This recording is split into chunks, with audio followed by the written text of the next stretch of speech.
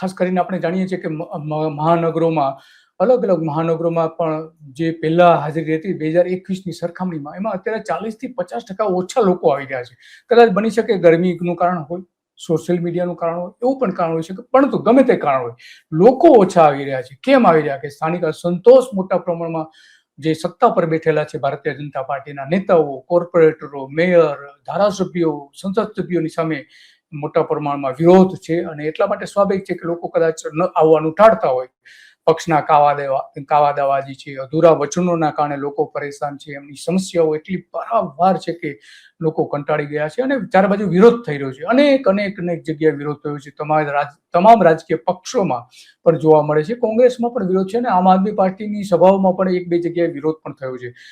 પ્રચારમાં જે જુસ્સો આવવો જોઈએ, જુસ્સો બિલકુલ દેખાતો નથી, કારણ કે જે સત્તાધારી પક્ષમાં જે નેતાઓની કમી દેખાઈ રહી છે, જે લોકપ્રિય નેતાઓ કહી શકાય, સારું ભાષણ આપી શકે એવા નેતાઓ બિલકુલ નથી. પરસોત્તમ રૂપાલાને બાદ કરતા બાકી તો કોઈ અત્યારે જોવા મળતા નથી.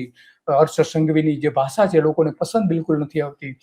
જગદીશ પંચાલની જે ભાષા છે એ પણ પસંદ નથી આવતી. આ બંને નેતાઓ એવા છે કે ખરેખર તો ઉપરથી ઠોકી બેસાડેલા નેતાઓ જોઈ રહ્યા છે અને લોકોને પકડી રાખવામાં બંને નેતાઓ નિષ્ફળ જોવા મળે છે.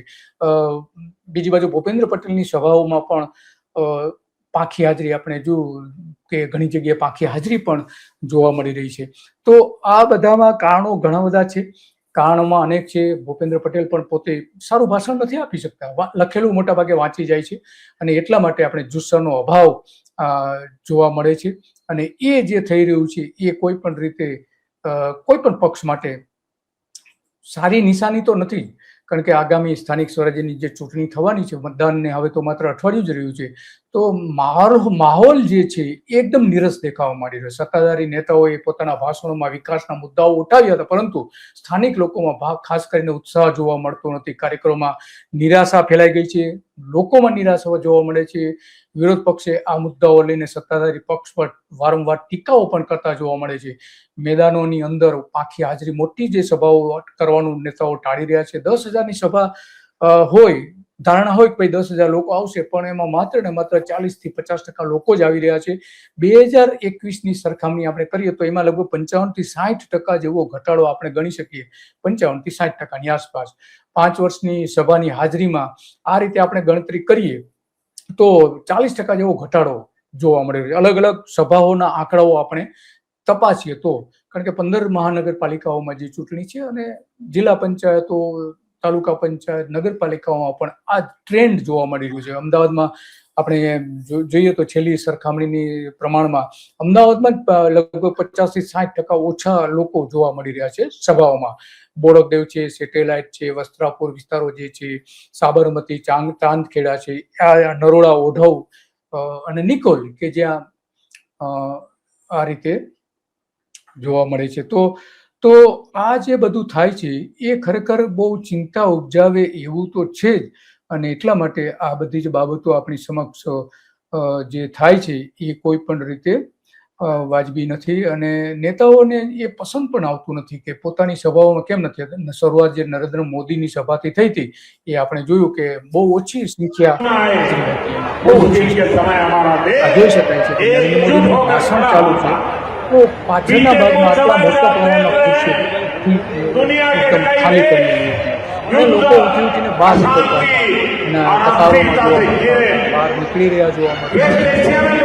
આવી હાલત જો વડાપ્રધાન જે સારા નેતા છે, લોકોને એમની પાસે તાકાત છે, વાક ચતુરાઈ છે એમની પાસે, છતાં પણ લોકો ઉભા થઈને આ રીતે બહાર નીકળતા ત્યાં જોવા મળતા હતા.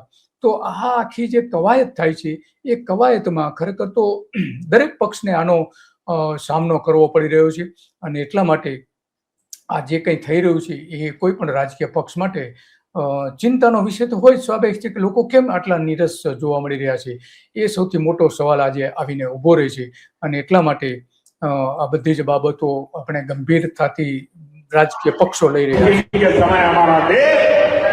જોઈ શકીએ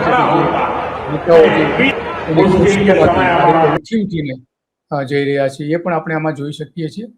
આ પણ દ્રશ્યો જોઈએ,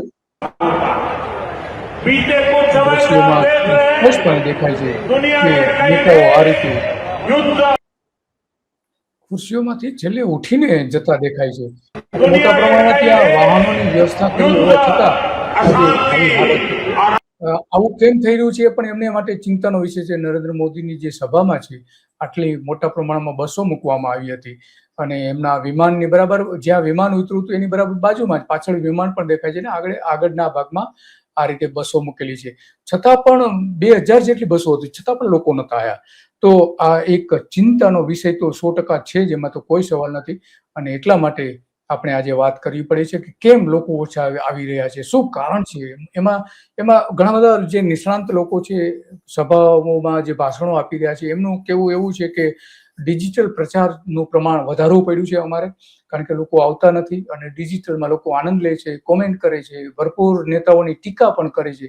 તો 5 વર્ષમાં સરકારે વારંવાર સભાઓ ભરી એ પણ એક કારણ બતાવે. આપણે જાણીએ છીએ કે દર 15 દિવસે એક સભા અલગ અલગ પ્રકારની હોય છે. તો આ પણ આપણે એક મહત્વનું કારણ આમાં ગણાવી શકાય. અને એ બધું જે થઈ રહ્યું છે એમાં આ એક મહત્વનો પાસું પણ એમાં આપણે જોઈ શકીએ છીએ. તો લોકો કેમ આવતા નથી, સવાલ એ આવીને ઉભો રહે છે. પૈસાની ગોઠવણ કરે છે, પૈસાની જે ઓડિયન્સ જે ગોઠવવામાં આવે છે, ગોઠવણ કરીને લોકોને લાવવામાં આવે છે, છતાં પણ ભીડ ભેગી થતી નથી. અને એટલા માટે હવે ઘરે ઘરે જઈને પ્રચાર પણ કરવો પડે છે.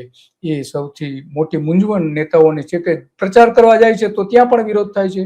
અને વિરોધના કારણો છે.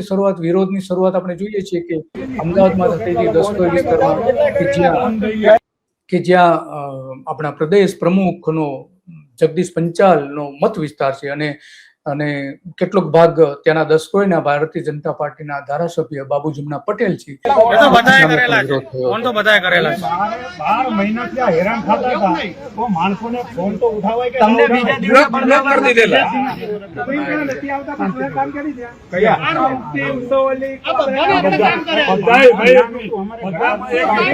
તો આ રીતે ત્યાં પણ નિકોલમાં જો પ્રદેશ પ્રમુખના વિસ્તારમાં ધારાસભ્યોએ ભાગવું પડતું હોય, એના કાઉન્સિલરોએ એ સમયના કાઉન્સિલરે ભાગવું પડતું હોય તો અત્યંત ગંભીર કહી શકાય છે. કારણ કે 27મી એપ્રિલે મુખ્યપ્રધાન ભૂપેન્દ્ર પટેલની સાબરકાંઠા હિંમતનગર ખાતે જે સભાઓ હતી તો એમાં પણ ચૂંટણી પ્રચાર વખતે ઓછા લોકો આવ્યા હતા, અપેક્ષા કરતા ખૂબ જ ઓછા આવ્યા હતા. અને વડાપ્રધાન બાદની આ સૌથી મોટી નિષ્ફળ સભા આપણે ગણાવી શકીએ. 14 એપ્રિલના ખંભાળિયામાં પ્રદેશ પ્રમુખ જગદીશ પંચાલની સભા હતી તો એમાં પણ જે ક્ષમતા હતી એના પ્રમાણમાં બહુ ઓછા લોકો જોવા મળ્યા હતા. ત્યાંના સંસદ સભ્ય પૂનમ માડમ છે, એની સામે જબરજસ્ત સ્થાનિક લોકોનો વિરોધ છે. અને દ્વારકાના જે ધારાસભ્ય છે માણેક, તો એ માણેકની સામે પણ આજ મોટા પ્રમાણમાં ત્યાં આ વિરોધ આપણે જોઈ શકીએ છીએ. એના કારણે લોકો આવવાનું ટાળી રહ્યા છે. તો આવા તો અનેક પ્રસંગો આપણી સમક્ષ આવે છે અને લોકો આવે છે અને વિરોધ પણ કરે છે. સૌથી ગંભીર બાબત તો એ છે કે પ્રદેશ જે અમદાવાદ શહેરમાં ગોરધન ઝડફિયાએ પણ એક કાર્યક્રમ, પત્રકારોનો જે કાર્યક્રમ હતો એમાં ભાગવું પડ્યું હતું.